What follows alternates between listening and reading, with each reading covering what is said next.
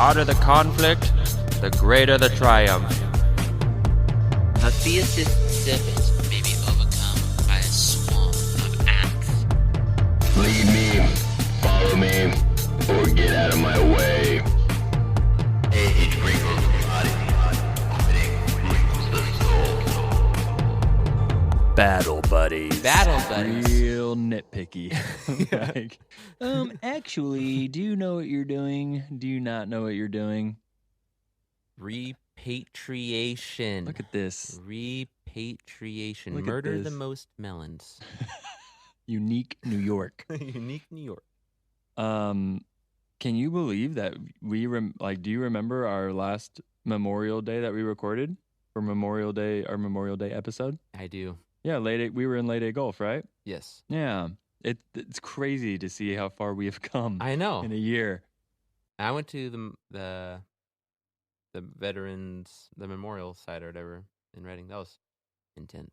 I bet. I plan on taking $1 to my bank and getting 100 pennies and going to Green Valley and placing a penny on some veterans' graves. What's the penny that you served the same? You saw. You came Okay. and visited. Yeah. Oh, okay, so I could give the penny. 100%. Oh, cool. Yeah. So maybe we could do that after the Rockville hike if you want. We should do that. We Cool. should take our kids. I took Jude out there last time, and I was like, he doesn't know what's going on, but this feels important for me to take you out there. Yeah, there's a lesson to be learned here. Yeah. Well, ladies and gentlemen, welcome to Battle Buddies. Hopefully we'll be coming to you live on Memorial Day or somewhere close. Yeah. Memorial Day is a big one. Shout out to my buddy Eric Brucha. He just lost his grandpa. He died at 106 years old. Jeez. And this dude fought in Japan and Korea and helped make prosthetics for the wounded over there. Really? Yeah. And then became like a very amazing dentist when he came back. Whoa. Yeah. So just shout out to that veteran. Shout out to all veterans, All man. veterans. Memorial Day is a big one. If you get the chance, I would say, as a veteran, the best thing you could possibly do, go listen to some stories. Go listen to an old man talk at you. Yeah, right? Yeah, the one time in Pearl Harbor. Or not talk about it. Whatever he wants to do. Well, because when we started this podcast, I remember around this time last year, my mom started asking some of my family members, and they're like, I don't talk about it. And that's fine. And I was like, dude, I don't want to ever push you into talking about something you don't want to talk about. Read the room. Yeah, right. Be able to read the room. If The somebody fucking wants draft. to, That's all I bro. hear. Yep.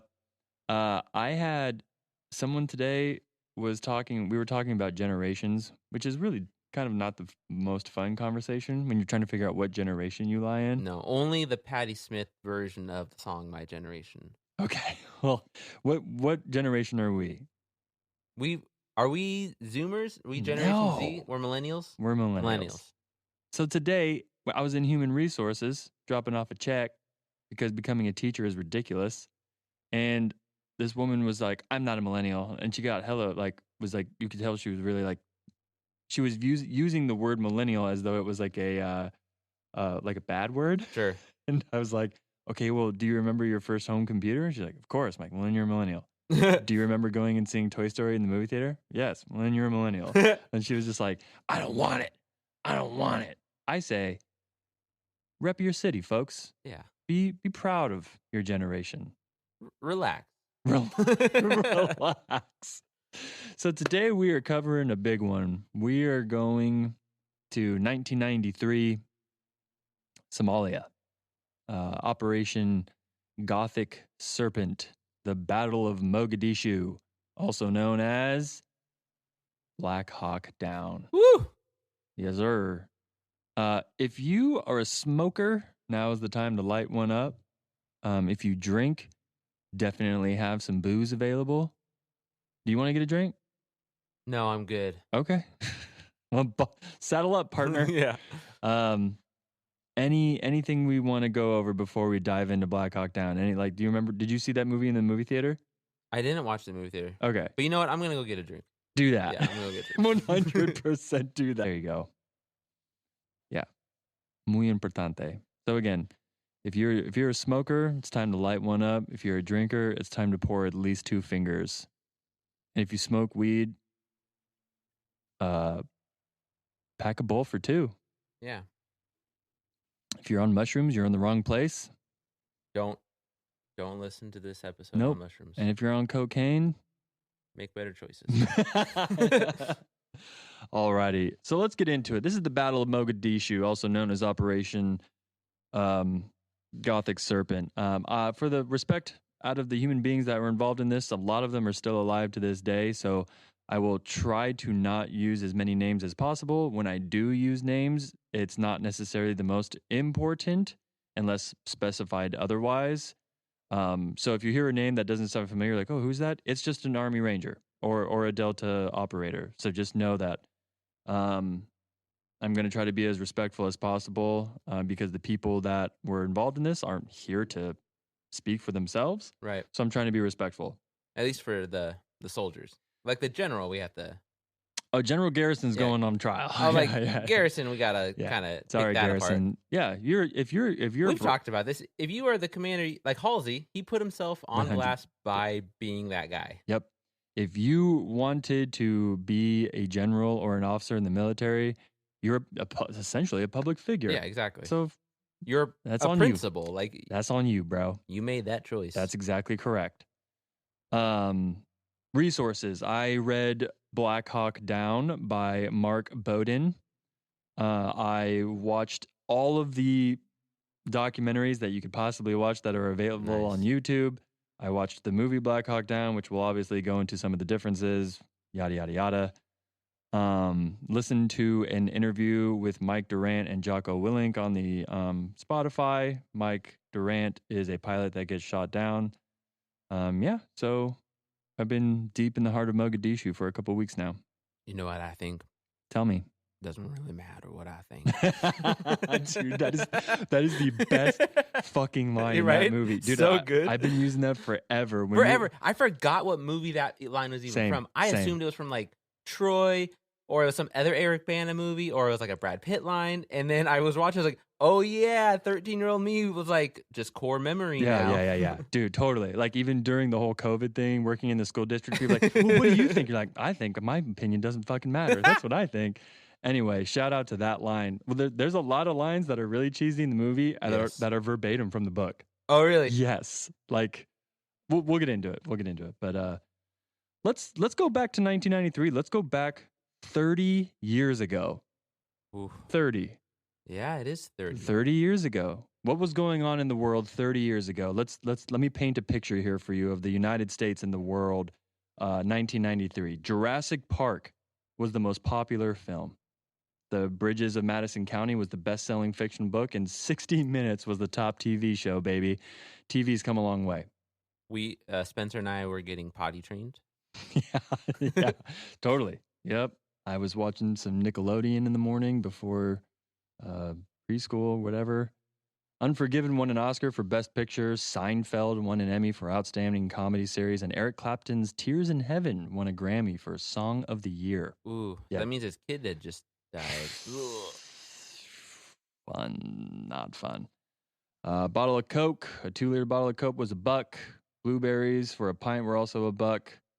Popular Halloween costumes were Princess Jasmine and Barney. And Bill Clinton was inaugurated as the 42nd United States president on, they usually get inaugurated in January or February. Yeah. Which is easier to remember now after January 6th.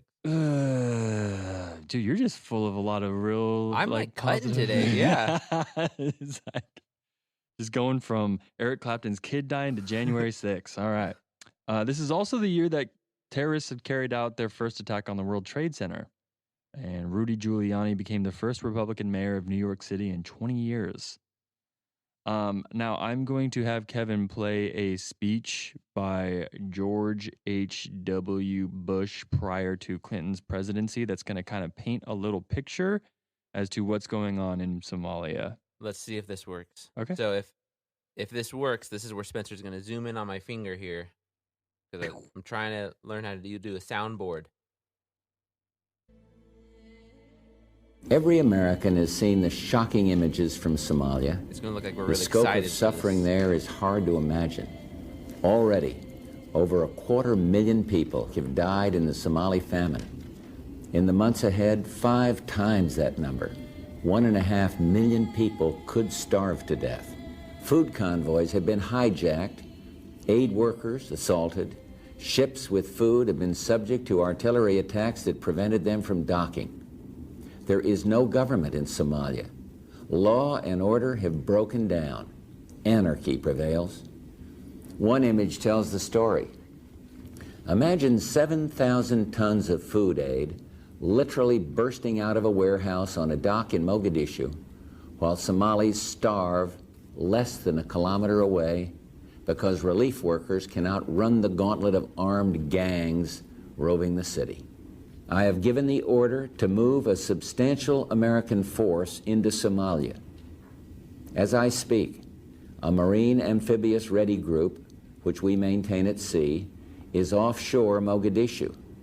These troops will be joined by elements of the 1st Marine Expeditionary Force, based out of Camp Pendleton, California, whoop, whoop, and by the Army's 10th Mountain Division, out of Fort Drum, New York. They are America's finest. They will perform this mission with courage and compassion, and they will succeed. Man, say what you want about George H.W. Bush, but he legitimately, this is my little personal opinion here, you're allowed to disagree, had a pretty good understanding of how to utilize his military forces. Yeah, that was pretty intense. Yeah. Wait, was that his sound? Like, did he do that score behind him? Or was that the White House score? Or did that, like, get added in later? I wish that were true. Yeah, I was like, that's intense. That was the YouTube guy. So that's coming from one of the documentaries that I was mentioning, that I aforementioned. That would have been epic. I was going to say, he is the most brilliant strategician that we've ever had. Wonderful presentation. All the Americans would have been like, I'm on board for whatever you got to do. Send all the Marines. I get it. But yeah, no. So George H.W. Bush. So for those of you who don't know, the Marines are the only force that the president can send to war for 3 months without permission from Congress. After 3 months, he's going to have to go to Congress and like actually figure out what they're going to do. So he did that for Desert Storm. Desert Storm did not last long. I was in Afghanistan longer than a Desert Storm lasted, I believe. Whoa. Yeah.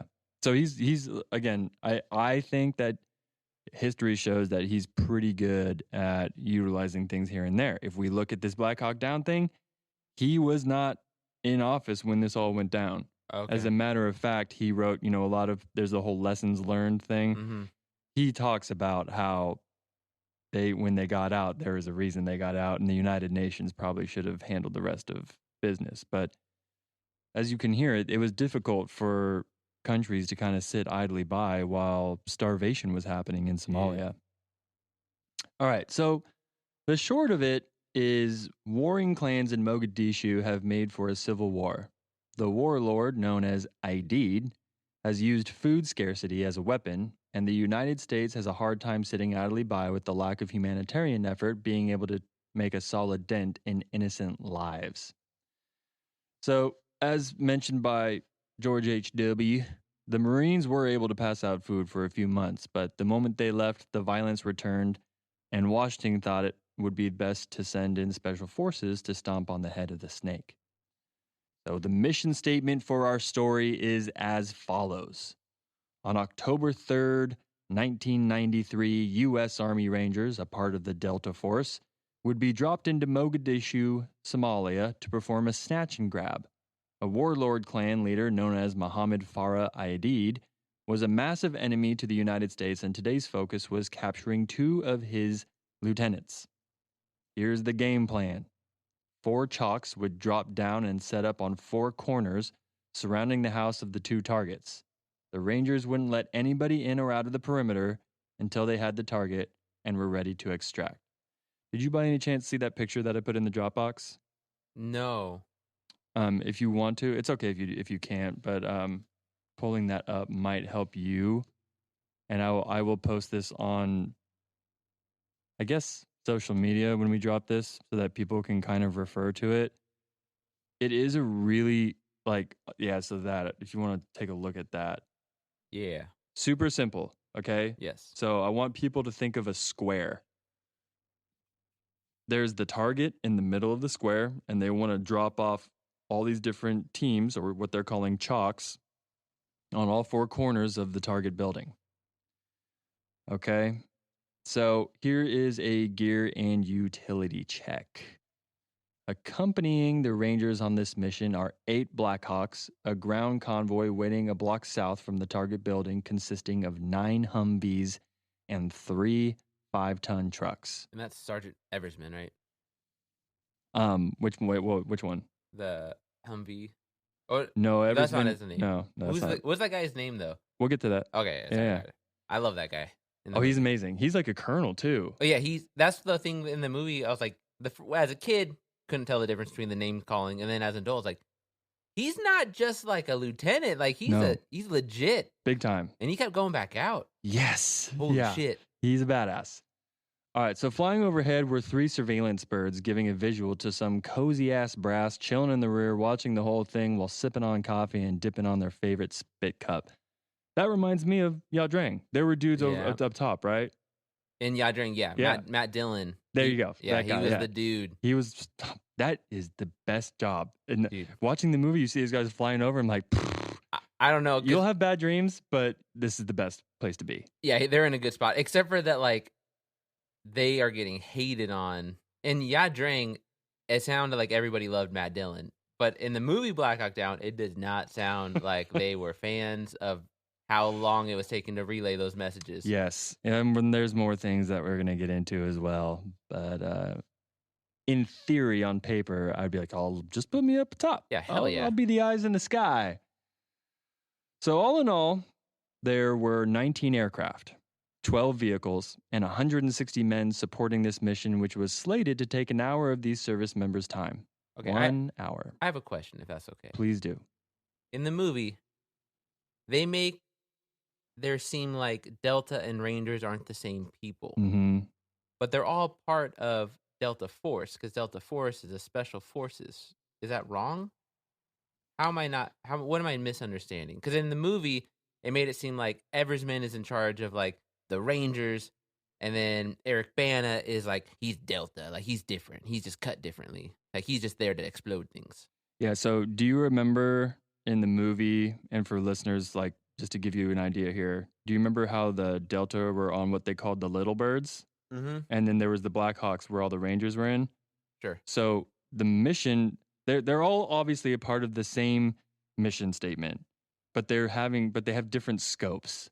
Okay. So Delta is going in to do the snatch and grab, while Rangers are going to set the perimeter to provide security. Got it. So they are different groups. Like, totally. So like, Delta isn't a Ranger isn't a Delta. No, okay. That's good.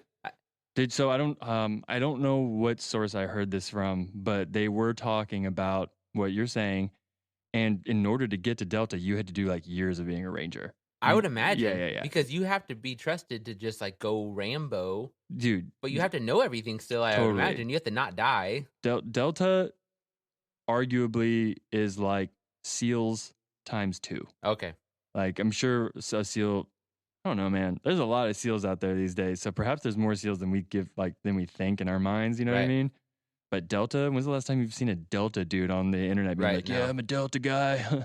How's everybody doing? Like, no, there's very few and far between Delta operators. All right. Oh, I have another question. Sorry. Please ask. Ask away.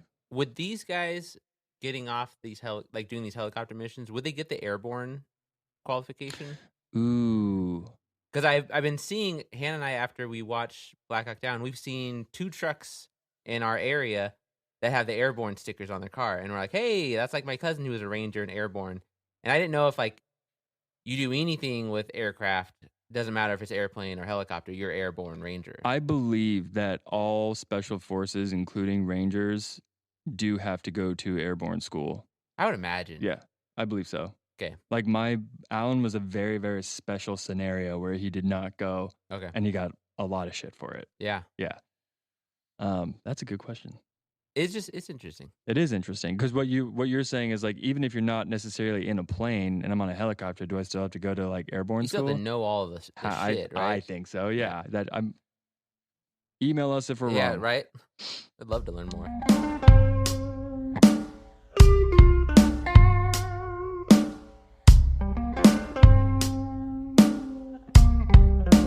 As the Rangers flew in, they could begin to spot the heart of Haber Gadir territory. Haber Gadir is a clan referring to a family lineage. This part of the world deals highly with family ties, succession, and perceived forms of what we in the West call royalty. So this is Crusader Kings. 100%. And again, sorry, we're not going after the main guy. We're going after his lieutenants. 100%. Okay. And thank you for making that distinction. So the warlord ID'd. Mm-hmm. We're not going for him. We're going for his lieutenants, and we're going to get into that in a second here. Okay. But mainly it's because like we couldn't get precise intelligence on where he was. Okay. Yeah. So the target building, which was housing these two lieutenants that you're talking about, of the warlord in Mogadishu, stuck out like a sore thumb. It was a white 3-story building made of whitewashed stones, surrounded by buildings with tin roofs that looked like they could fall apart from a strong wind at any given moment. The infrastructure had been tested through the ages of civil war amongst a country that was predominantly Islam. The only buildings that seemed to hold any semblance of dignity were the mosques, jutting out amongst the rubble of a war-torn region of this continent. Here's some prior intelligence on the target. The prior intelligence on the matter was a continuation of failures and beautiful anecdotes to promote the idea that perhaps our presence would not go as smoothly as we would hope. A CIA informant that was giving them dodgy information at best had suffered a big ego, and in the process, shot himself in the head playing Russian roulette under the influence of alcohol. Jesus. Yeah. The United States had routinely got intelligence so wrong that they kidnapped or killed the wrong Somali civilian thinking that they were the warlord ID'd. So much, in fact, that the Joint Chiefs of Staff himself, Colin Powell, had to apologize to the country many times. So that's why we're not going for ID'd. That's not great. Yeah, we were hoping that going to these, like, by getting these two lieutenants, that it would help, limit some of his powers. The two lieutenants were like the Ministry of Defense and something else.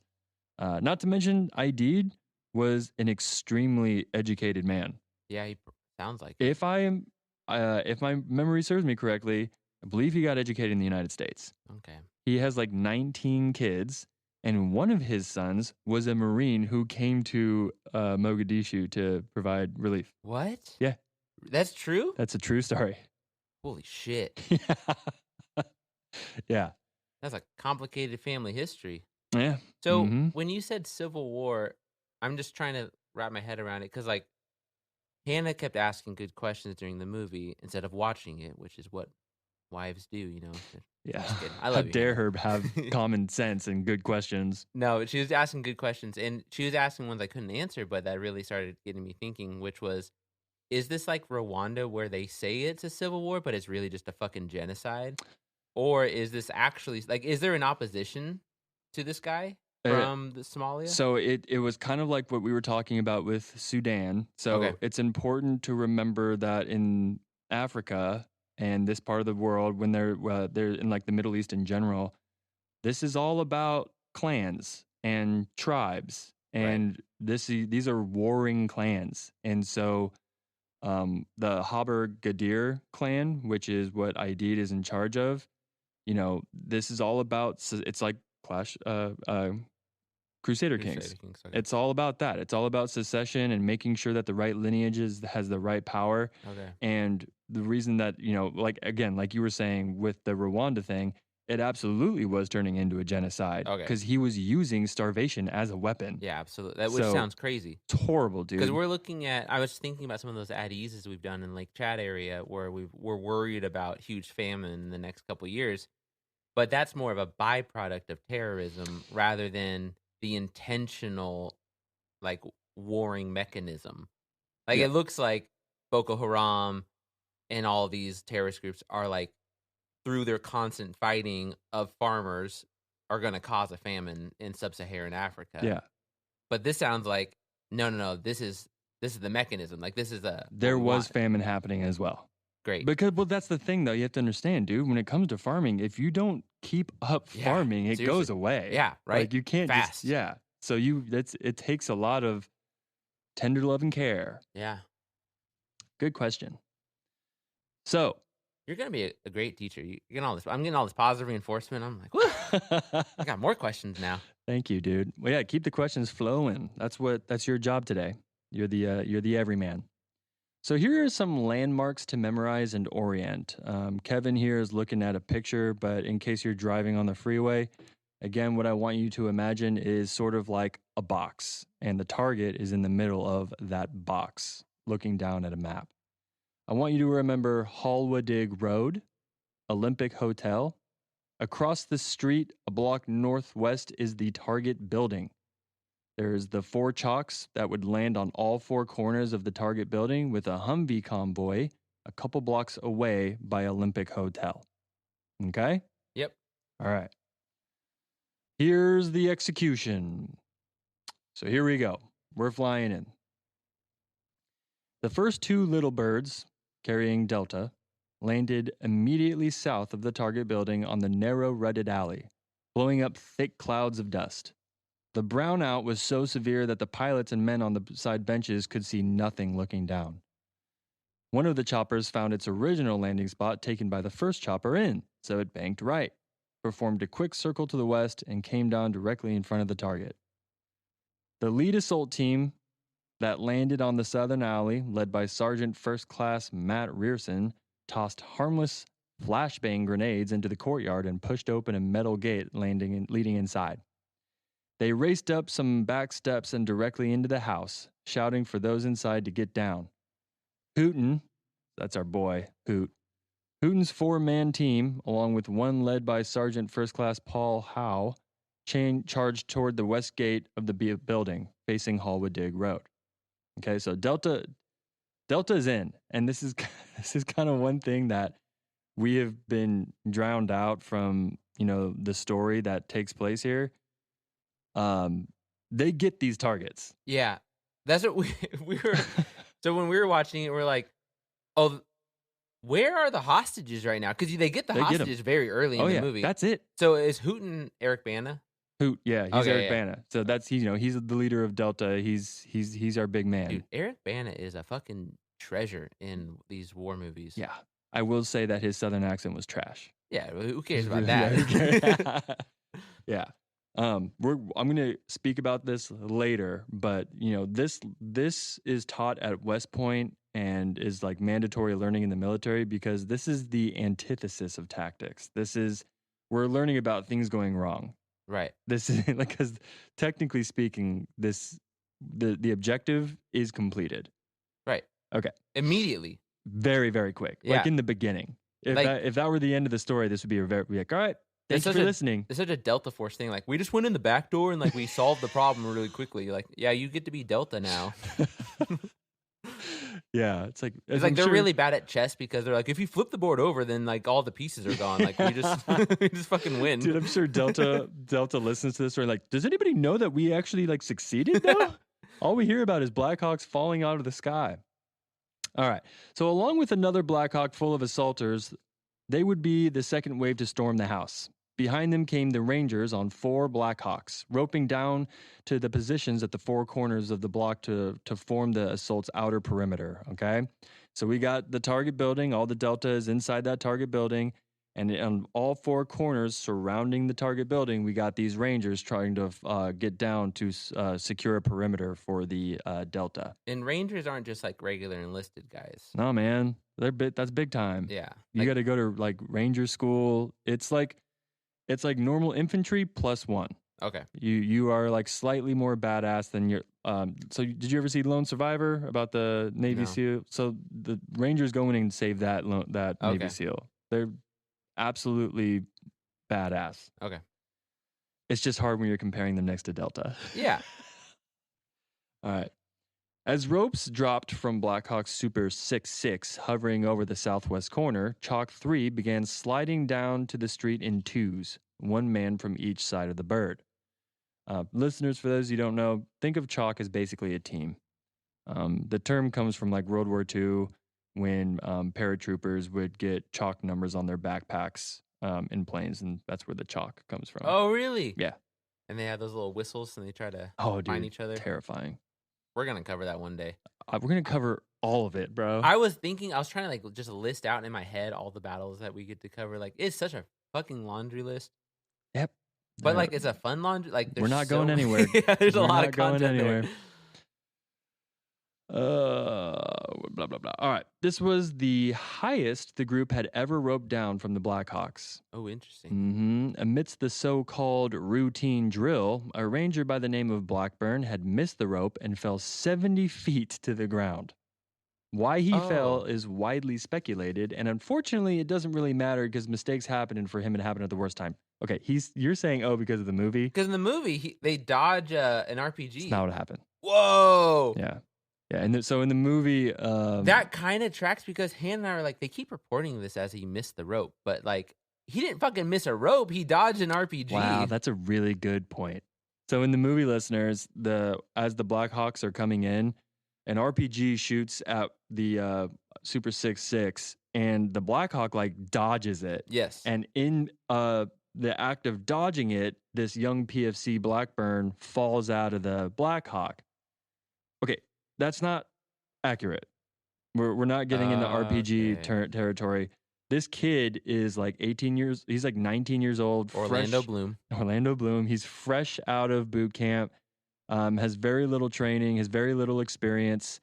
And I mean, it's speculation.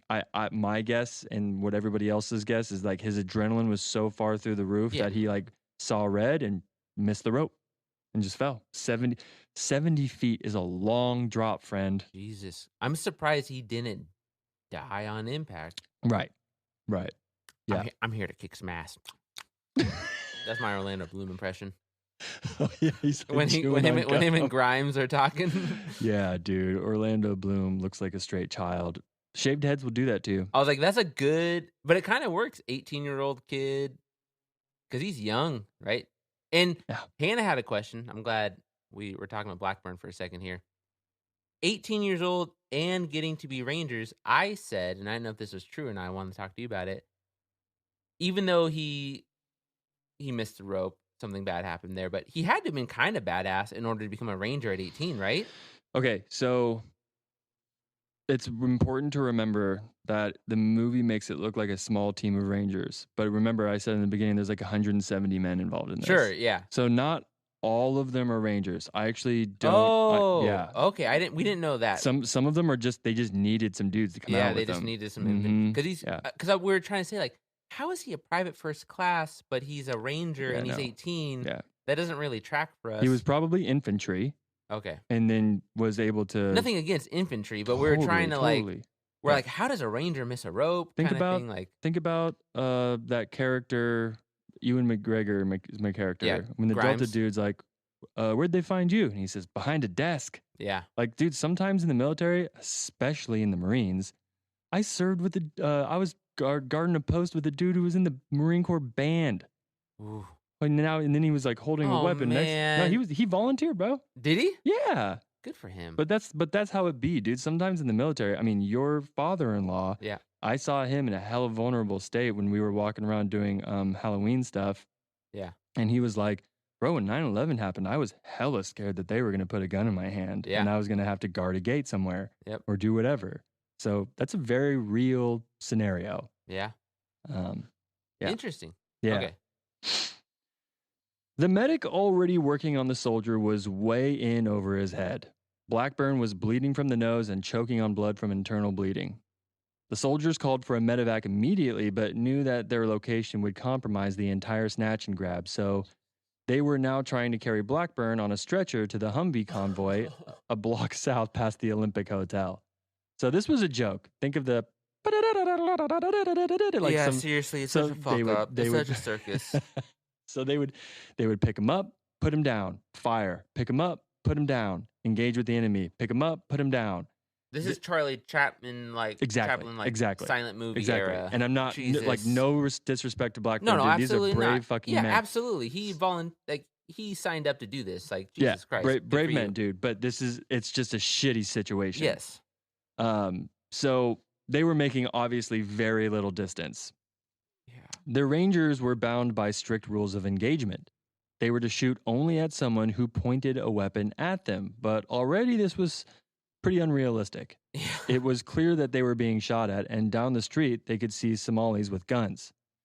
Oh, so you're saying if they point a gun? Because in the movie, they make the point of, if it hisses, it's not that close, but if it snaps, that's when you can fire back, something like that. Yeah. Well, the whole thing in like the book and about this, right, is, rules of engagement and making sure that only fire unless fired upon. Make sure that you see like positive ID. Make sure you see someone pointing a weapon at you before you shoot. There's civilians around. And, we're still in the territory of hearts and minds bullshit. Sure. So, like, when we drop into a foreign country like this, it's like, we want to be friends with them. It's like, we're past that. We crash landed into their neighborhood, bro. Do you know what Hannah said during this scene? Tell me. Oh, it's real nice that they have a stretcher in their backpacks. I was like, you're looking at it on a very positive light. I like this. What did you guys think of the movie?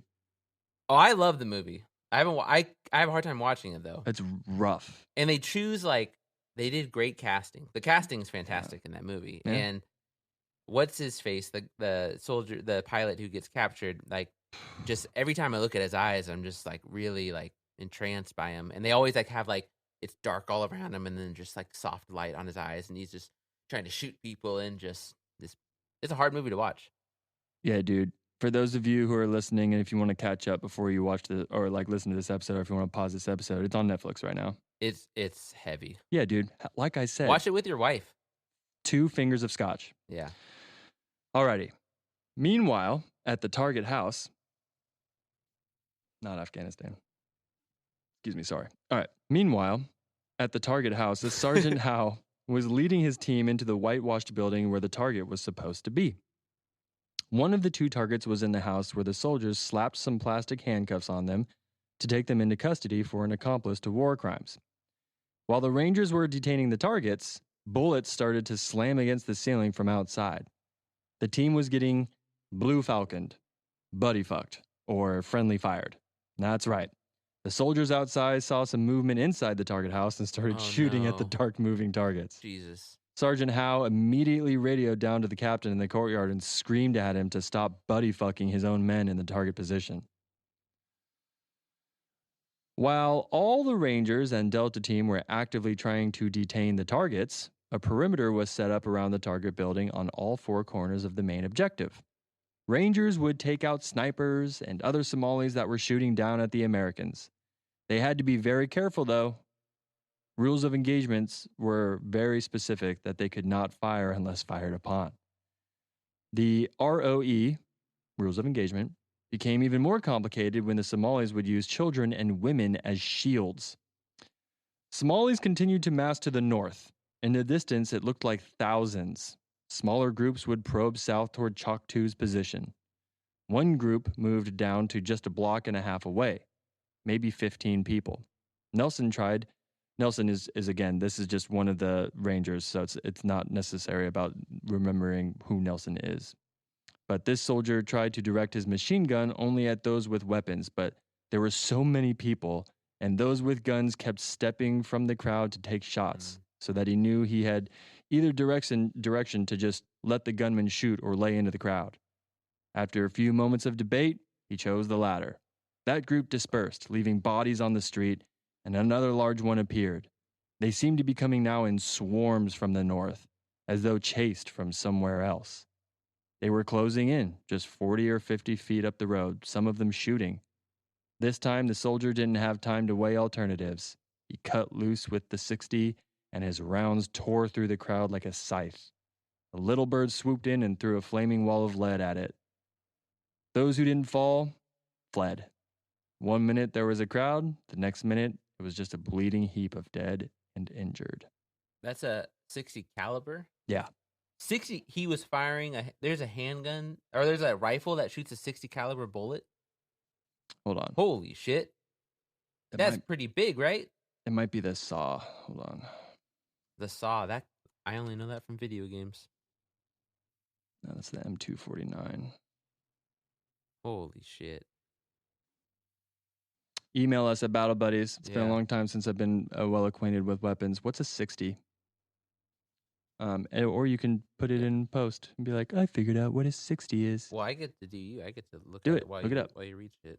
All right. While he's looking that up, back at the JOC, which is the Joint Operations Command, watching images from the aerial cameras, General Garrison, our buddy General Garrison, and his staff knew that the Delta boys' work was done when they saw Howe's team move back out on the roof. So they're done. Objective is over. Other than the ranger who had fallen, things had gone like clockwork. The rangers were holding their own at the blocking positions. It was about 4 o'clock in the afternoon. The whole force would be on their way back inside of like 10 minutes. The Humvee convoy, waiting behind the Olympic Hotel south of the target, was waiting and ready to go. The job today was to roll up in force on Holwadig Road, load up the prisoners and the assault and blocking forces, and bring them back out. Directly behind them was the second Humvee of his team, driven by Sergeant Danny Mitchell. Behind that was a cargo Humvee manned by Delta and SEALs, who would proceed straight to the target building to reinforce the assault team already there. Behind the SEAL vehicle was another Humvee, 3 trucks, and then 5 more Humvees, including one carrying some more Delta. Sergeant Struker and the rest of the column timed their departure so they wouldn't arrive out behind the Olympic Hotel before the assault had begun. They had watched the armada move out over the ocean and left the base only after the helicopters radioed that they had turned back inland. Struker, who was supposed to lead the convoy, took a wrong turn. He had studied the photo map back in the hangar, and he thought he had it down, but once out in the city, things tended to get confusing. Yeah. Every street looked the same, and there were no signs to help, and they were moving super fast. Yep. They went northeast on Via Gesera to the Cave Fort Circle, and then north on Via Lenin to the old reviewing stand. There they would turn right on National Street, proceed east, and then turn north on a street that paralleled Holwadig Road, heading toward the target house. But when Struker took an early left and Mitchell's vehicle followed, the rest of the convoy didn't. I'm going to show an image here in a little bit to Kevin here, but it shows the way that they drove through the city. It's a fucking mess. Yeah. It makes no sense. They just got lost hardcore. Well, so when I was in India, we went to like some old parts of the towns that we were in, and we would like hire tour guides that we'd find. And I remember once we hired a one-legged tour guide, and he took us into like old Delhi. Like it was ancient. And he took us fucking deep, like way deeper than he probably should have taken us. And I remember turning to my buddy who was a little bit older than the rest of us, and he's like, yeah, we're going to pay him whatever he wants. Like he now gets to charge us whatever he wants. And I was like, okay, that's what I was trying to he's do. Totally right. And so we did. He's like, it's going to cost some more rupees than what I originally said to get you guys out of here. I'm like, all right, whatever, fuck. Like, you did it. You got us so deep in here, there's no way we could get out on our own. 100%. Because it all looks the exact fucking same. Did he do that on purpose? Yeah, for sure. That happened to us a couple times. But like, I don't like these stupid Americans. Yeah. Okay. Damn. Well, it was a little scary, I bet. Yeah. At the moment, like, luckily everyone in India that I met was lovely. Like, that's the only benefit of that. No, that's just somebody taking advantage of a situation. Yeah. It has nothing to do with India. I get you. Right. There was nothing dangerous. It was just like, you're not getting out by yourself. Yeah. You don't know where the fuck you are. Yeah. All right. So the Humvee convoy had finally reached the kid named Blackburn, who had fallen 70 feet when the Blackhawks arrived at the target location. The injured ranger was being medevaced when the commander leading the convoy got lost again on the way back to safety. I wrote ranger there. He might not be. I don't know. Except things had gotten a lot worse. Roadblocks and barricades began to appear. They drove around and through them. One of the medics, Private Good, was holding up the IV bag for Blackburn with one hand while shooting his Car 15 with the other. Up in Struker's Humvee, turret gunner Paulson was frantically trying to swivel his 50 cal to engage shooters firing from both sides. So Strucker instructed his M60 gunner, Pilla, to concentrate all his fire to the right and leave everything to the left to Paulson. They didn't want to drive too fast because a violently bumpy ride couldn't do Blackburn any good. Damn. The gun's called an M60. Yeah, I looked up. Dude. Is it like a machine gun? Yeah, the M60 is no joke. It takes like 2 people. It operates off of gas. Whoa. Well, they said it usually operates off of 2 people because it uses a belt. And so, although it's a disintegrating belt, you have to have somebody like usually help you feed it. So the thing is no joke. Okay. The M60 is gnarly. Yikes. And the cartridge is like 7.6 millimeters big. Okay. Like, holy shit. Okay. Imagine that going through your shoulder or something. Like, what is the 60 referring to? Do you know? I don't know. Okay. That's okay. But we're going to know all this in like a year, Bo. Yeah, absolutely. It's going to be okay. Yeah, the M60. Well, because we've been on ancient warfare like chumps. True. My other question is, what goes into somebody's head that makes them want to go on the 50 cal above the Humvee? Because when we were watching the movie, we both said like, well, there's one job I wouldn't volunteer for ever, which would be sitting on that 50 cal above the Humvee, because it looks like you're the one that everyone's You're a moving target. Yeah. Well, the simple and short answer to that is these men have been training so long to do that, then they finally got the opportunity to do something that they've been training for years for. It's their time. Yeah. It's like they work for it. Like, this is my job. Yeah. And to make this work, this is my job I have to do. Yeah. Okay. When you're young, dude, you're not... It's true. It's hard for me to think about 18-year-old Kevin. You don't really you don't care about death. Sure. You think you're infallible. You don't think that you will die. You don't have a family. Like, you don't have kids and a wife. Right. Like, some of them do, obviously. But when you're young and a kid, like, and you're trying to find yourself, like, being in combat's kind of like doing a bunch of drugs in college. I was reading the Dowdy Jing in a movie theater, so like my 18-year-old self was different from yours. Hey man, different strokes for different folks. Now, as the convoy turned down National Road, the M60 gunner named Pilla was shot in the head and immediately died. His brain and skull matter was sprayed across the entire Humvee. This theater began to make the men in the Humvee panic a little bit. The convoy no longer cared about driving slowly for Blackburn. They turned up the heat and drove as quickly as they could, whilst also trying to return fire to the nonstop maelstrom of incoming bullets. 18-year-old Blackburn understands. Chaos, bro. We're officially in chaos mode. The sound of the big guns scattered most of the people, and the vehicle sped up again. The Humvee may have run over some people. It was either that or stones and debris on the road. Strucker didn't look back to see. He then came up on a slow-moving pickup truck with people hanging off the back. It would not get out of their way, and there wasn't enough room to go around it, so Strucker told his driver to fucking ram it. A man with his leg hanging off the back screamed with pain as the Humvee hit it, and then rolled into the back of the truck, which finally steered off the road. Strucker radioed, "Can you have the doc waiting for us out there by the gate? Over." They entered the compound with a tremendous sense of relief and exhaustion. They had run the gauntlet. Several of the Rangers in his and the other Humvees had been injured. Pilla was dead. But for them, at least it was over. Yep. So let's recap all the bullshit that has gone wrong Jesus, so far. That went bad fast. Yeah, really quickly. So Blackburn fell out of the helicopter. Rangers had roped down slightly off target. Rangers are getting pinned down by incoming fire. A convoy has left to medevac Blackburn, and Rangers have died in the process. And so that convoy with Blackburn didn't have the hostages. No. Okay. No. Which is the big issue too. Yeah. So check this.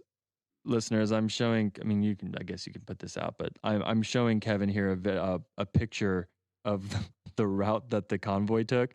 And comes back this way and then goes back that way. Yeah. A mess. It's a mess. They're fucking lost. 100% lost. So not much could really get worse. Just then, the Rangers heard an explosion in the sky. And it didn't sound like that cool band Explosions in the Sky that did the score for the movie Friday Night Lights. No, this was the sound of a Black Hawk malfunctioning due to an RPG blast and making its way down violently to the ground deep in the heart of enemy territory. Did you like my explosions in the sky joke? I really appreciated the explosion in the sky reference. Thank you. Fucking love that band. The helicopter clipped the top of a house, then it flipped over hard and slammed into the alley nose first and tilted on its left side. All Rangers were aware of this. If they didn't personally see it, they heard the radio chatter about the whole event. Already, mobs of Somalis were moving toward the crash site from all directions. Securing it would take all of the men on the ground. The mission had been designed for speed, swiftly in, swiftly out. Now they were stuck. The entire force at the target building and on the convoy would have to fight their way out to the crash site. They had to move fast before Aidid's forces surrounded it and cut it off. If that happened, the crash survivors and the combat search and rescue team would have no hope. Delta Force and the Rangers were the best army that the United States had to offer, and now they were going to be tested. Herd mentality was starting to set in, not only for the Somalis storming the downed aircraft, but for the Rangers as well. Everyone was trying to resist the urge to just run with the crowd. Yeah, right? Yeah, when you see a bunch of people running, you're like, holy shit, yeah. Is there like something coming that I need to get away from? It's like something instinctual. Totally. Yeah. And so, luckily, luckily, only one helicopter had been shot down. The only thing that would make it worse was if another aircraft went down. And so another helicopter got shot down. Yeah. The Humvees were now dispersed throughout the combat zone at this point. Trying to navigate through the fog of war proved to be extremely hazardous. One of the drivers had been hit by a round right in the back of the helmet. The impact was so intense that it rendered the driver temporarily blind. Oof. There was no time to get out of this and switch drivers, so the passenger just had to shout out directions. Turn left, turn right, keep going. Nope, slightly more right. The Humvees were swerving all over the place like he had just downed a fifth of tequila and smoked the dankiest California herb. The driver ended up hitting Okay, this part's kind of funny. The driver ended up hitting a Somali man with crutches crossing the street, and the driver said, "What was that?" And the passenger said, "Don't worry about it. We just hit a Somali. It's fine." And the nonchalant tone made them laugh their asses off. Oh my God. To get an idea of the chaos that ensued for the ground vehicles navigating through urban terrain, approximately 75 men in the convoy, soldiers and prisoners, nearly half of them had been hit by bullets or shrapnel. 8 were dead, and the action was far from being over. For General Garrison and his staff in the airfield JOC, that's the Joint Operations Command, watching and listening on TV screens and radio, and to element commanders Harrell and Matthews in the C2 block, Blackhawks up top, like circling over the fight, there came the awful recognition that events had slipped out of control. Their force was now stretched beyond its limits. Durant's crash site was in imminent danger of being overrun.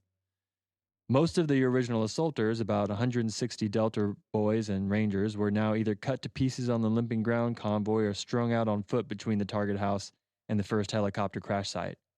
They belonged to the strongest military power on Earth, but until some additional force could be brought to bear, they were stranded, fighting for their lives on the city streets, surrounded by thousands of furious, well-armed Somalis. When Black Hawk Super 6-4 had found its final resting place, pilot Mike Durant had eventually come to. Mike had broke his femur, and his other pilot, Frank, had broken his tibia. Luckily, as he pulled himself out of the aircraft, 2 Delta soldiers rolled up to rescue the pilots. Mike was super relieved until he realized that there was only 2 soldiers there to pull off an objective with much more needed manpower. Meanwhile, at the other Black Hawk, known as Super 6-2, the mob of Somalis was only getting larger and surrounding more avenues of egress away from the aircraft. Radio chatter sounded something like this. Just had an airburst about 200 meters behind you. RPG passed right under Super 6-2. This place is getting extremely hot. We need to get these folks out of here. Roger, 6-2, can you tell what the situation is? Taking fairly regular RPG fire, and they're all close. All right, so things are getting kind of confusing again. So let's break down each Black Hawk crash site and situation relatively quick and concise just to kind of reorient ourselves here because this is getting out of control. Absolutely. Like just listening to you like, wait, what? No. Eh, what? The first Black Hawk that went down is called Super 6-1. That was piloted by a dude named Elvis. Struck by an RPG, crashed in a residential area that landed in an alley about 3 football fields away from the target.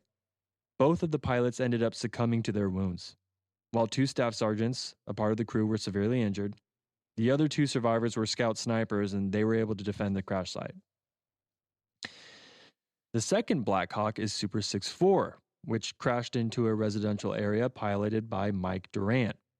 The crash was pretty brutal and amassed a huge crowd surrounding the aircraft.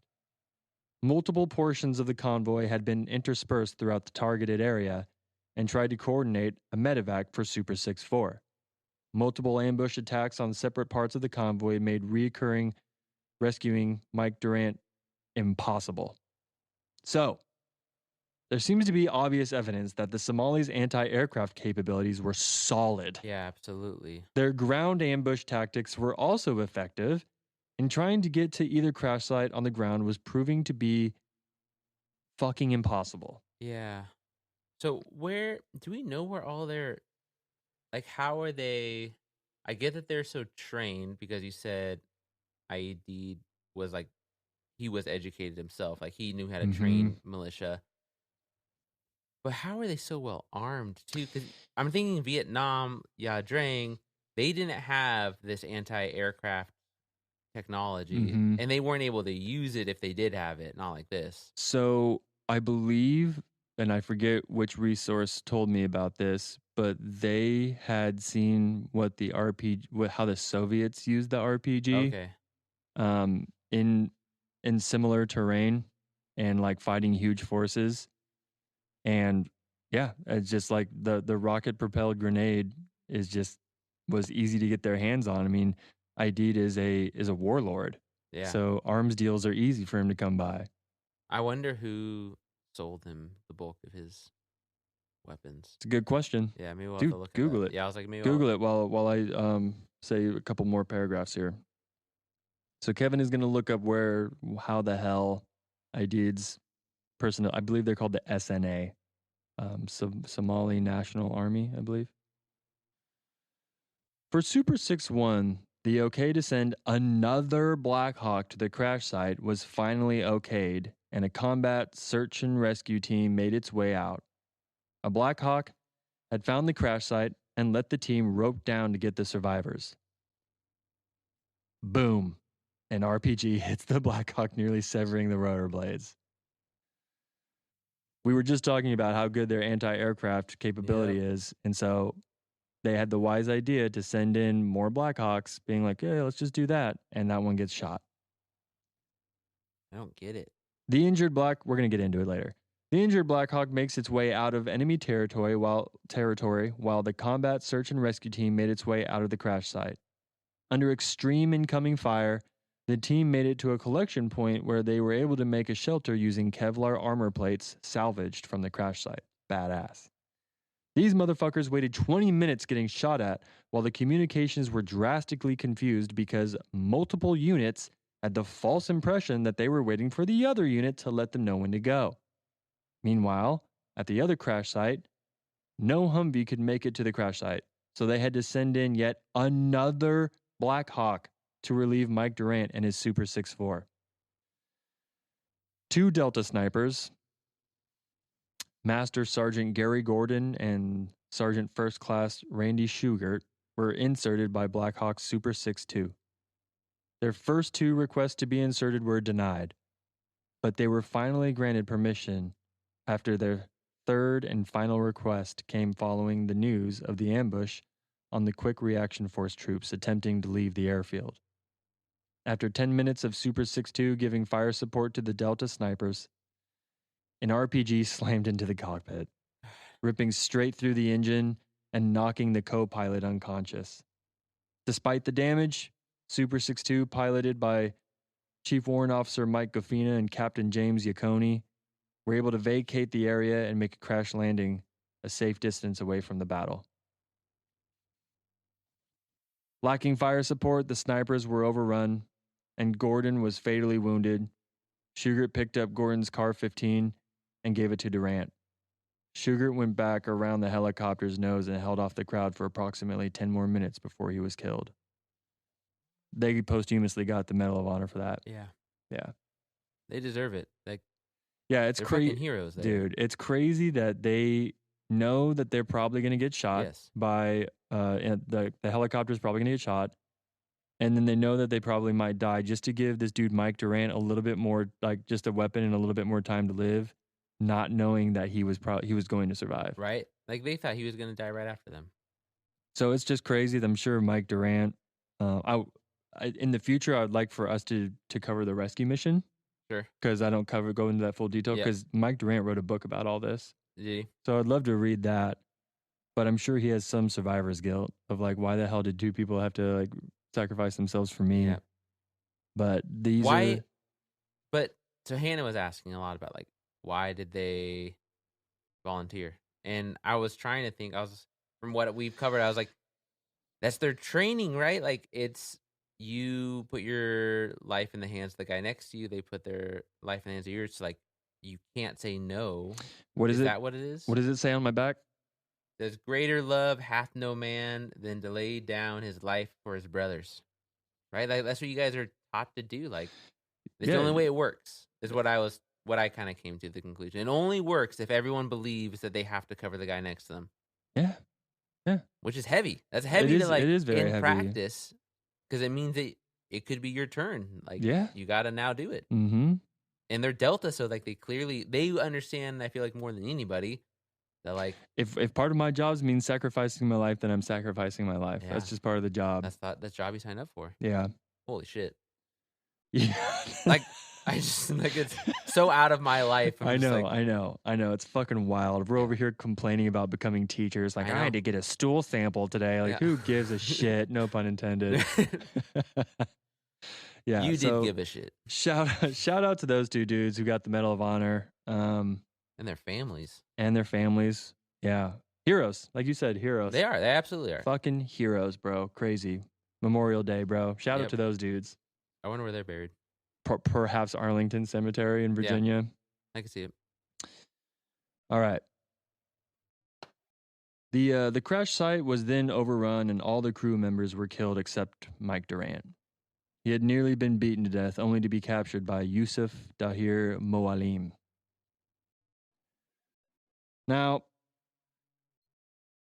again, I'm not going to go super into the rescue mission because I'd like to cover that separately. Yep. Maybe there might be a week that me and Kevin do like a rescue week where we just cover rescue missions. That'd be hella fun. Oh, yeah, that'd be fun.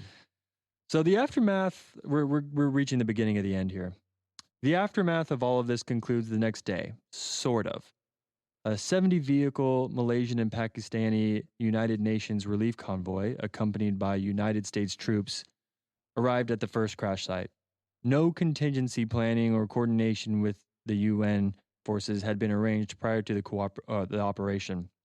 Consequently, the recovery of the surrounded American troops was significantly complicated and delayed. Big swing and a miss. The mission had been kept secret even from the top UN commanders out of fear of tipping off Somali informants. When the convoy finally pushed into the city, it consisted of more than 100 UN vehicles, including Malaysian forces, 4 Pakistani tanks, American Humvees, and several M939 5-ton flatbed trucks. This 2-mile-long column was supported by several additional Blackhawks and Cobra assault helicopters stationed with the 10th Mountain Division. Meanwhile, Task Force Rangers, Little Birds, continued their defense of Super 6-1's downed crew and rescuers. The relief force sustained heavy casualties, including several killed, and a Malaysian soldier died when an RPG hit the Condor vehicle. While leaving the crash site, a group of Rangers and Delta operators realized that there was no room left in the vehicles for them, and instead used the vehicles as cover. Forced to depart the city on foot, they proceeded to a rendezvous point in the intersection of Holwodig Road and National Street. This has been commonly referred to as the Mogadishu Mile. In the last few panicked minutes of the battle, with the convoy operating in a long column with staggered stops and starts, some vehicles ended up making a dash to the stadium, accidentally leaving behind soldiers and forcing them to trek on foot. Ugh. As the convoy drove back to base, AH-1 Cobras and Little Birds provided covering fire overhead, while Pakistani tanks fired at any building in the city where they had received hostile fire. 10 minutes later, the convoy reached the safety of the Pakistani base and a field medical hospital was set up. The battle was over by 6:30 on Monday, October 4th. United States forces were finally evacuated to the United Nations base by the armored convoy. By 7 a.m., all survivors had reached safely at an aid station inside the stadium. So, what was the objective? The American Military Task Force Ranger was dispatched to capture 2 of ID's leading generals, Omar Salad El-Mim and Mohammed Hassan Awali. Yep. Picture right here. The mission was technically a success. Although the Americans did manage to capture Omar Salad El-Mim and Mohammed Hassan Awali, it's seen as something of a Pyrrhic victory due to the excessive loss of life and disastrous shooting down of 2 military helicopters. That's an understatement. There was more helicopters shot down than just 2. Was there? And all the civilians. Like the guy with crutches. Like... No, for real though? Like that is fucked up. Like I'm saying, like I get it. I am coming to not understand in a way where like I'm happy about it, but like collateral damage is a thing and it's brutal and it should be probably mitigated to the most extent possible, especially by the overwhelmingly powerful side that is initiating the conflict, which would be us in this scenario. And it doesn't seem like we did great with mitigating collateral damage. Oh, I mean, there was that part where the dude was just laying down people with the M60. Yeah, he was like, I just had to make a choice. With 8mm round, like that's a huge it's a doozy bullet. And this is also a force. These people are using children and women as shields. The other side's not doing great with that, but also us killing the wrong people over and over again, and our like generals having to go and apologize. Probably is radicalizing a lot of these young men. It's a fucked up arrangement. Yeah. Julius Caesar did it. Why can't they do it? Dude. So, the U.S. Secretary of Defense Leslie Aspen stepped down in February of 1994, shouldering much of the blame for events in Mogadishu after he refused tanks and armored vehicles to be used on the mission. U.S. forces fully withdrew from Somalia by April 1994. And Aidid wouldn't die until August 1st of 1996 from a heart attack. God damn it. He got to live and die from I ate too many steaks. Bro, here's what's crazy about this is what could have... So if you hear there at the end, like the United Nations like sent in all the tanks and stuff like that, that's essentially the biggest fuck up when lessons learned goes about looking back on this. Tanks don't give a shit about RPGs. No. RPGs bounce off of tanks. Yes. So we could have just rolled in with a hell of tanks and handled business. But think about the optics of the United States rolling through with tanks in a civilian-infested town. You know, you were just talking about collateral damage. Right. So they couldn't do that. They were like, let's just send in some teams of special forces and, do a snatch and grab like it's fucking SWAT. I know. But, like, they sent in a lot of soldiers. Are those optics any better? Exactly. I might think I'd be like, well, do you really need these 2 lieutenants? Then you should suffer the optics of the safe transport. Yeah, the tanks? Yeah. Yeah. But I'm using hindsight to like... I also am not... I mean, think of it this way. The dude, so ID didn't die until 2 years later. Like, did capturing these 2 lieutenants do anything? Yeah. Or did we think it was going to do anything? Right, that's probably matters more. Like, did you have a clear, like, goal with capturing these 2 guys? It seemed like a show of force. Right, and you're going to put 200 American soldiers into harm's way. Who gives a shit if you really think it's going to go south or not? You're going to do it. You better have a goal in mind for these 2 lieutenants. So, the fallout of all of this was us standing by and watching Rwanda happen. Because Rwanda was post all of this, right? Yep, it was. So that's why. Fuck. Yeah. So after this happened, the United States was like, Well, one, Shit. obviously Bill Clinton had a scandal in the White House, so that took a lot of our brain power, and a lot of our attention was put towards that. There was multiple genocides that had happened in Africa after that we didn't do anything about because of this huge loss. Huge, massive. So like one general's bad idea, codename Irene. Fucking Irene. Fucking Irene. It's crazy that you remembered that, by If the you way. take limo off the Scrabble board, I'll spank you. Yeah. Like the repercussions of playing at such a high level is like so daunting to me. So why do you think that this is something that is like mandatory reading at West Point and a bunch of other military academies? Well, it's crazy. It's crazy how similar and different it is from Ia Drang, because Hal's Totally. not there. Like, and Matt Dillon's not there. And like, I mean, okay, so one thing is, what's the general's name here? Garrison? Garrison wasn't on the ground. And No. I know that like generals can't go on the ground, but at Ia Drang, I forget what general Hal was under, but Hal's purpose was to be the colonel on the ground. And he was going to be the first one off, last one off. Badass. And it was going to be him talking to Dillon so that they wouldn't be a delay. Like, they built that into the fucking tactics of air cavalry. You have a good point, dude. Like, how is somebody going to be making decisions when you're not fucking there? Yes. And it's 2-minute, 3-minute delay. Like, in terms of battles, like, that's it. Massive. Yeah, people die in that time, right? It's massive. A flank can happen in 3 minutes. Yeah.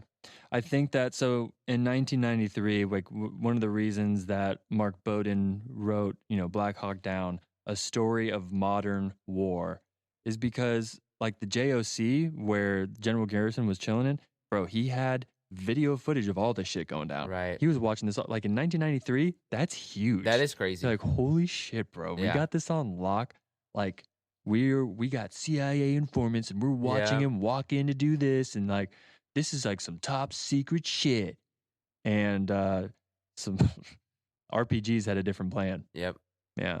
I think it's you're right. crazy that they got taken out by a technology 20 years earlier invented. So, how familiar is that story becoming? Yeah, right? Like, Jesus. Like, and they just got trained. Like, IED, whatever his name was, like, he just clearly trained these kids to shoot RPGs. Yeah. Because they were good. You have to, I imagine you have to be pretty good to hit a Black Hawk with an RPG. Totally. Like, they're not having laser guided any systems. stories about them missing? No, like, that's the wild thing. Like, in the movie, they miss a lot, but holy shit, they hit those birds with those things. And are there fuses on RPGs? Like, they don't arm right away, I imagine. Like, you have to kind of, and I don't know how fast they travel. Both sides are very impressive on that. Our leadership is lackluster.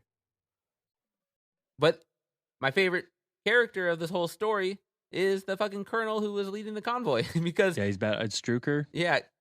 Like, I guess you just I think you should have to have high-ranking people on the field. And you would. So here's a little bit of some after action, just like to set us up for like what happened and like people who are no longer with us, especially since this is like Memorial Day.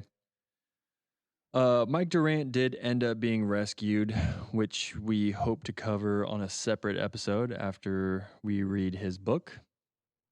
700 Somali militiamen dead and more than 1,000 wounded. That's a lot. That's a lot.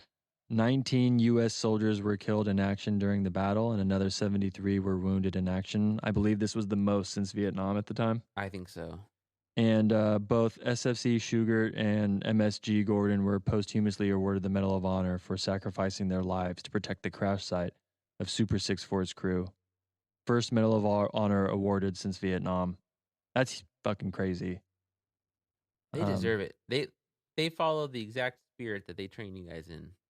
Yeah, totally, dude. It's one of those stories that you like. So you get chills thinking about it. It's 3 calls. epic. They had to call 3 times. Like, it's like there's something like Christian, or like there's something like Western European about like this idea of like no, and then they do it again, no, and they do it again. Like, do you understand what you're really saying? And they're like, yes, and then they're like, okay, you can do it now. Like, whoa, like the fact that they had to fight to die. Yes.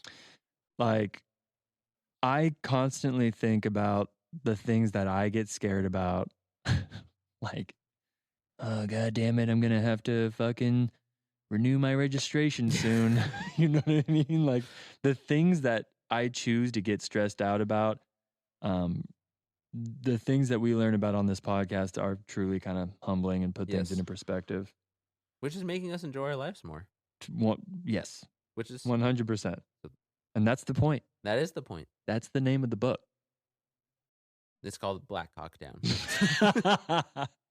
So, because Kevin is like obsessed with literature, and I am also a pretty huge fan, Mark Bowden had a pretty cool little bow that he wrapped in the Afterword, kind of just summarizing where his mind was when it comes to like, what did we learn from this? Like, what does this all mean? What are we supposed to take from this battle? And I'm gonna read it. Yeah, and I'm ready. We'll talk about it. All right, so this is an excerpt from Black Hawk Down and the Afterword by Mark Bowden. Throughout the Cold War, when the world lived in the shadow of enormous nuclear arsenals, when we owed our very lives to a strategic doctrine known by the devilishly wicked acronym MAD, which stands for Mutually Assured Destruction. A black irony rich enough for Swift, the only acceptable way for an artist to view war was as madness. So it is no wonder that our literary perspective, and to some extent our journalistic perspective, became overwhelmingly anti-war. In Joseph Heller's Catch-22, or in, say, Kurt Vonnegut's Slaughterhouse-5, or Thomas Pynchon's Gravity's Rainbow, three of the most notable modern literary war novels, all satires, World War II, The Great Triumph of Democracy, and Freedom Over Totalitarianism, becomes a sensible enterprise only to malevolent, invisible, powerful interests behind the scenes. Soldiers were meaningless because modern war itself was so terrible and costly that no cause or victory could justify it. When war is madness, soldiers can be stooges, sadists, victims, or lunatics. In dispatches, they are often at least 3 of the 4 at once and stoned to boot. Think about the great war movies of the post-Vietnam period.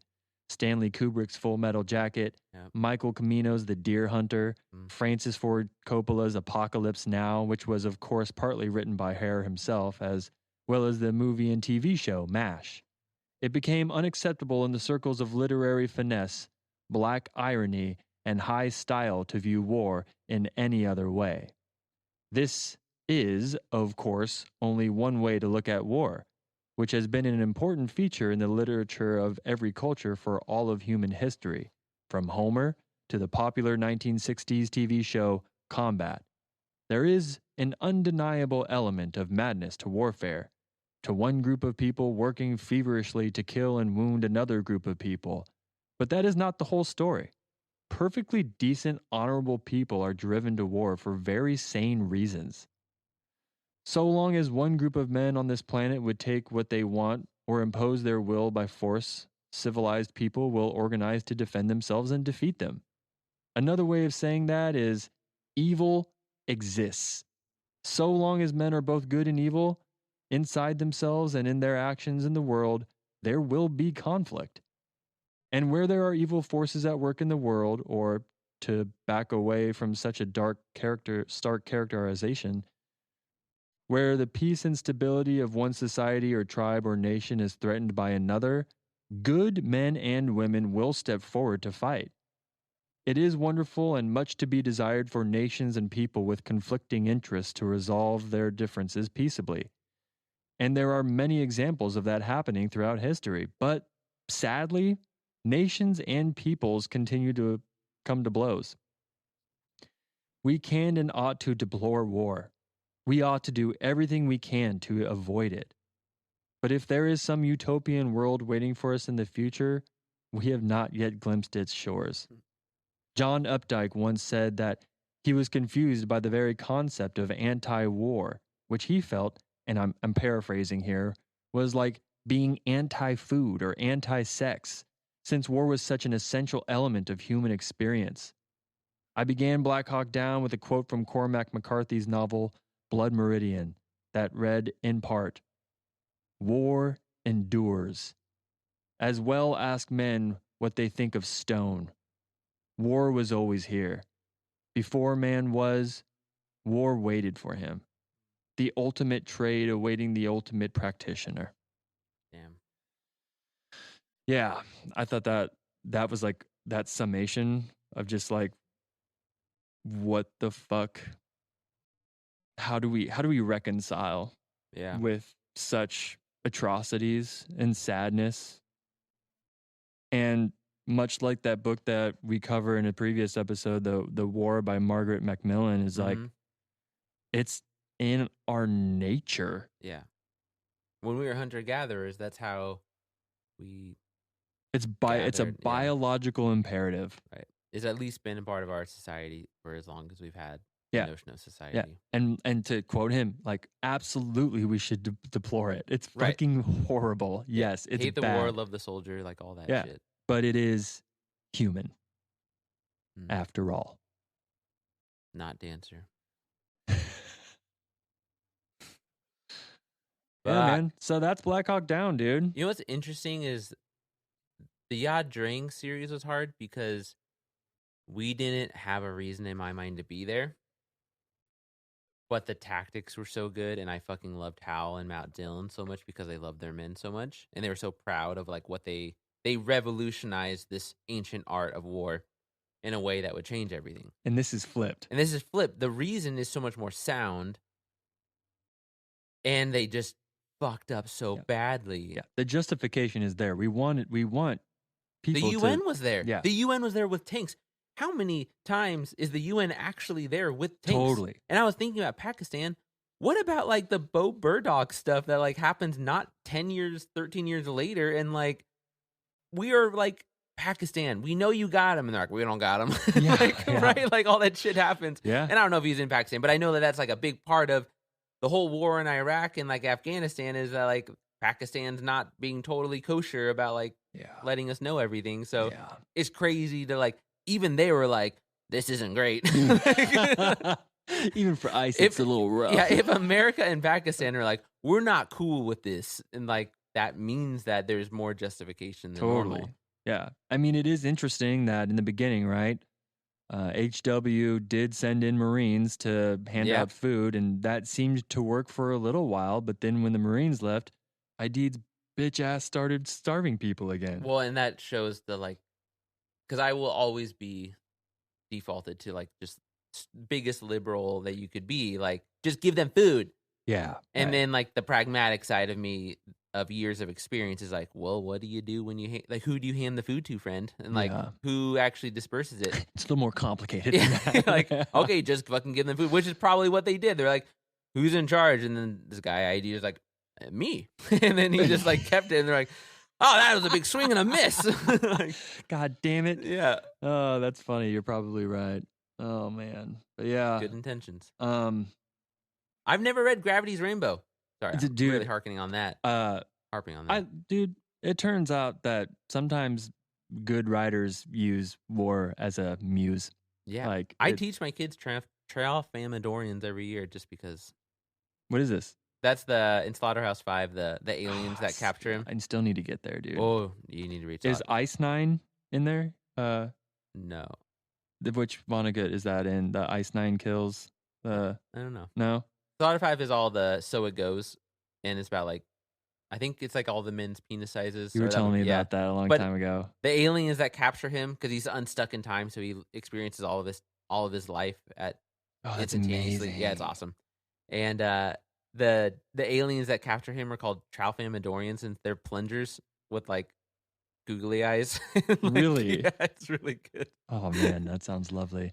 Yeah, I would like to read those 3 that he was talking about. Catch-22 I read in high school and didn't understand a word of it. Dude. So dense and complicated, and like this satire's over my head. Just recently finished the Hulu show Catch-22. Must watch. Oh yeah? Must watch. Okay, I'll watch it. I told my brother to watch it. I'm telling you, everyone should watch Catch-22 on Hulu. George Clooney produced it. It's Whoa, really? fucking amazing. It is the quintessential, like, holy shit, war is really like an oxymoron of like contradicting hypocrisies. It's really interesting. It was really well done, really funny, also really horrific. It's just really, it's technically about this dude who's just trying to do everything in his power to not go to war anymore. And they have the only thing I got from the all book. of these catches that like keep him in combat. And then finally he ends up going fucking crazy, which is supposed to take him out of combat, but he was self-aware about the craziness. So they had to keep him in combat. And it's just interesting. Yeah. Thank you for listening to us, guys. Thank you. It's Memorial Day. Go out and I don't know, go hug a veteran or go check out some cemeteries. Put a penny on a grave. We plan on going after a hike to the cemetery. We'll post some pictures on MySpace. Yeah, Friendster. Us and Reggie Watts. That's right. But yeah, we appreciate you for listening. We got some cool places we're going to in the future. Julius Caesar is coming to an end. It is. We got 2 more episodes left. It's going to get fucking wild. Yeah, dude, I'm really excited about it. We're going to make some promo shit for this because it's going to be wild. Okay. I'm about to start HBO's Rome because everyone's telling me to watch that, and I've been really loving our Julius Caesar series. It's fun. It's been hard I was really nervous about doing this because Kevin's been setting the bar pretty high. No, this was great. Good. I'm glad you enjoyed it. Did you learn things? I learned so much. Yeah. I'm going to go wake up Hannah and tell her all the things I learned. Like, I got answers to your questions. Yeah. We love this. Yeah, this is perfect. Yes. This is my favorite thing to do, folks. So we appreciate you for listening. I got some people who want stickers. Yeah? Yeah, we got to print more stickers. It's nice seeing stickers out in the wild. It is, dude. It's cool. Just doing their thing. Gorgeous. Anyway, we will be back next week. We'll be back next week. We appreciate the shit out of you for listening. If you like our show, just tell someone else about it. Send them an episode you think they would enjoy. But until then, Bonsai!